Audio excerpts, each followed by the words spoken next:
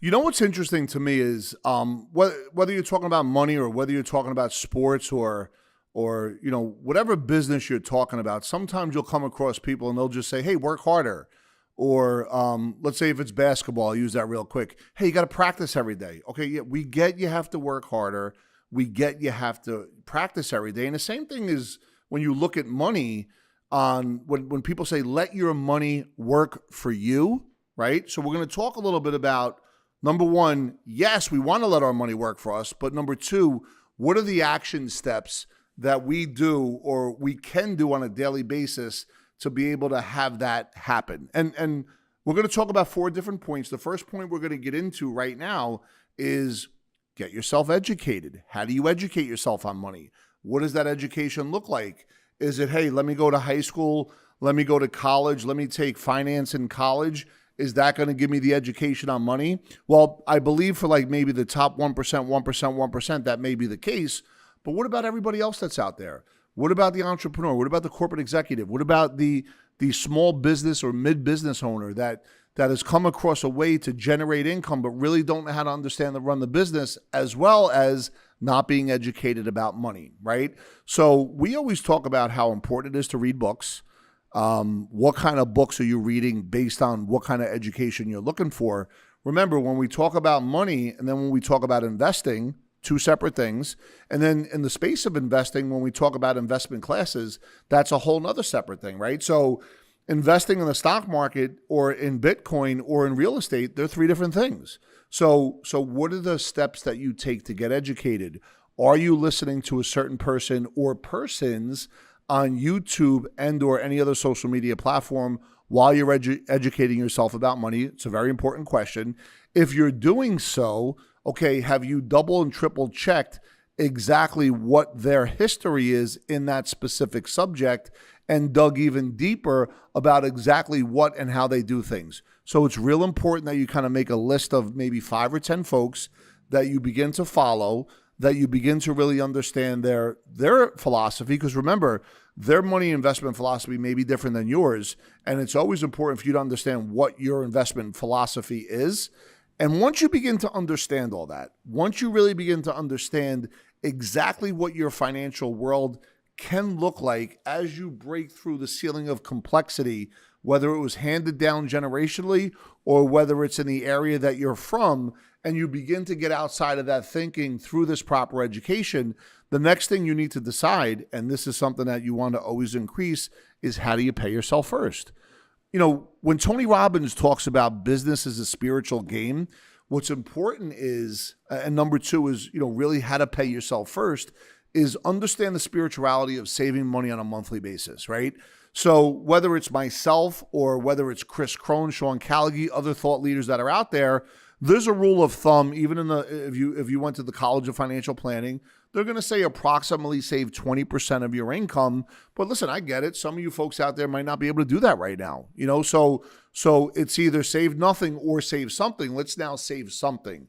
And let's say if it is 5 or 10%, and as we're saving that money and as we're putting that into its proper place and begin to earn more money because we're working harder, we're being more responsible, we're cutting out maybe going from 10 out dinners a week to 5 out dinners a month, which is going to save you money. Same thing when it comes to the level of food that you purchase. Are you saving money there? So now all of a sudden you can go from saving 5 to 10%, right? Now, once you start saving the money, the next question is, where are you going to invest your money? How are you going to invest your money? What does your investment strategies look like? What does it look like when it comes to the overall planning process? So number 3 is really learn where to invest your money. And by the way, folks, you're going to get a lot of opinions out there.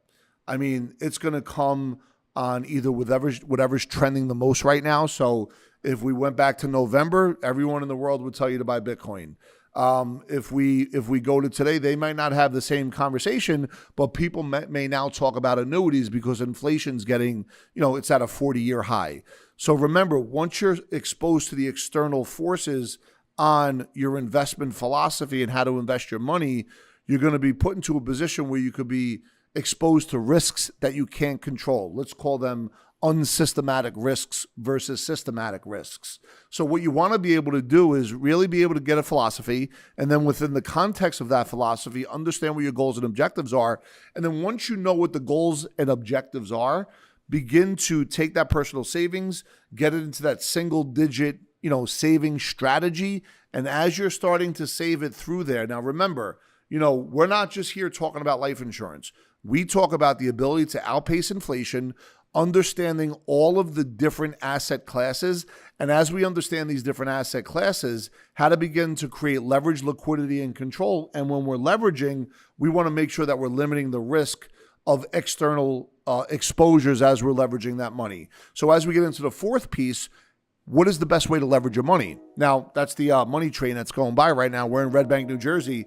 So when we look at number 4 about leveraging your money, this is the most important piece if it ties into your core values and it sits and fits with your philosophy. And now when it comes to leverage, okay, when people buy real estate, they have the bank typically pay 70 or 80% of it, right? So if you have money that's built up inside of a savings account, if you have money that's built up into brokerage accounts, if you have money that's built up into cash value life insurance, well, it's a little bit more challenging if you were to leverage anything off the brokerage account because you're exposed to things you can't control. However, if you have cash value that you've overfunded and really begin to build up that life insurance bucket, leveraging that, now let's not leverage it to go to the moon or to go on a European vacation, but towards alternative investments. And a lot of people like to use real estate, but other people like to do it to finance their own debt. Well, now what's beginning to happen is you're creating a strategy where you're not just, increasing your wealth in the product, but you're increasing your wealth overall because you're getting multiple uses of each and every dollar. Listen, there was a lot there right now, and there's so much more information. Every single day, we are dropping new videos with new information. We love to be able to share that with you and take the conversation a little bit deeper that is specific to exactly where you are. Because listen, you could be male or female. You could be 20, 30, 40, 50, or 60. You could be married or not married or twice divorced, whatever the case may be. Everybody's situation is different. So go ahead and click the link below. Hit that subscribe button. If you have any comments, please add comments. If there's any questions or you want to see more videos, please put that in there. But in the meantime, by clicking that link and being able to subscribe, we'll also have a team member reach back out to you if you have any specific questions to really take you through the success process and create a strategy and a plan that sits and fits with exactly what you're looking to accomplish. Thank you so much for listening. We really appreciate it. We're here to serve and contribute.